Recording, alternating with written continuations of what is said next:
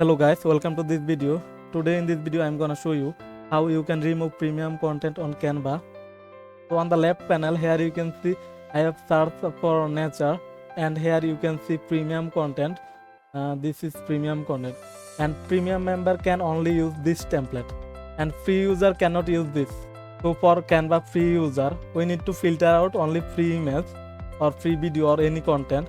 For this you need to go on the search bar, and on the right side you can see a setting gear icon. Just click on this, and on the bottom here you can see price, and here you can see two options, one is free and another one is pro.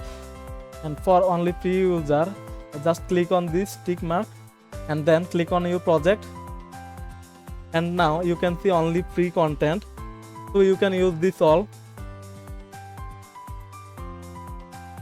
So this is how you can filter out any content in Canva.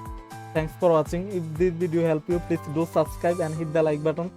See you in the next video.